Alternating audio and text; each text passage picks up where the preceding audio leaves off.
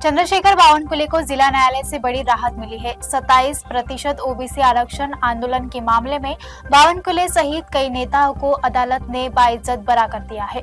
बावनकुले ने कहा, यह कार्रवाई महाविकास आघाड़ी की राजनीतिक आकाश का नतीजा थी। जिला न्यायालय ने चंद्रशेखर बावनकुले को बड़ी राहत दे दी है।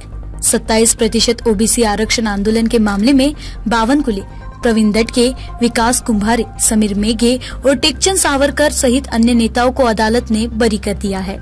आणि आंदोलन काय होतं तर 27% ओबीसी आरक्षण हे महाविकास आघाडीच्या नाकर्तेपणामुळे गेलं होतं आणि महाविकास आघाडीच्या नाकर्तेपणामुळे जे आरक्षण गेलं, आमच्या कार्यकर्त्यांनी आंदोलन केलं, आम्ही त्या ठिकाणी भेट दिली, पण आमच्यावर गुन्हे दाखल केले।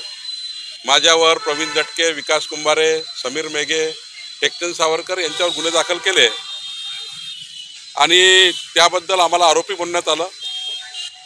आणि मला या ठिकाणी आज आनंदाने सांगायचं आहे की आमचे ॲडव्होकेट माननीय डबलेजी, माननीय परीक्षित मोहितेजी, संकेत यादवजी, विक्रम त्रिवेदी आणि माननीय श्री रोहन खान आणि उदय डबले या सर्वांनी आज कोर्टासमोर आमची बाजू मांडली।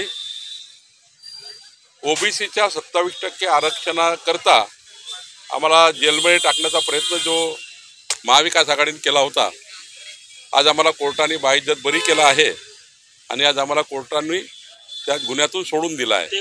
काय तेव्हाची जी कारवाई होती ती आकसाने आणि राजकीय सूडबुद्धीने झालेली असं म्हणत आहे। महाविकास आघाडीने आमच्यावर केलेली कारवाई आकसाने होती। त्यावेळेस पोलिसांनी आम्हाला जेलमध्ये टाकलं होतं आणि 27% ओबीसी आरक्षणाकरता आम्हाला त्या ठिकाणी जो अन्याय झाला होता तो देवेंद्र फडणवीस सरकारने सुप्रीम कोर्टात बाजू मांडून आज 27% आरक्षण ओबीसीला मिळालं। पण महाविकास आघाडीला हे करता आलं असतं, महाविकास आघाडीने ते केलं नाही, म्हणून आम्ही त्या ठिकाणी आमच्या कार्यकर्त्यांनी केलेल्या आंदोलनात आम्ही गेलो आणि आम्हाला त्या ठिकाणी जेलमध्ये टाकलं होतं। ओबीसीचा आवाज दाबण्याचा तेव्हा प्रयत्न झाला। ओबीसीचं 27% आरक्षण उद्ध्वस्त करण्याचं काम महाविकास आघाडी, तेव्हा उद्धव ठाकरे जे मुख्यमंत्री होते त्यांना आम्ही वारंवार सांगायचो, सुप्रीम कोर्टात तुम्ही आपली बाजू मांडली पाहिजे, सुप्रीम कोर्टात बाजू मांडली पाहिजे, पण नाही झालं।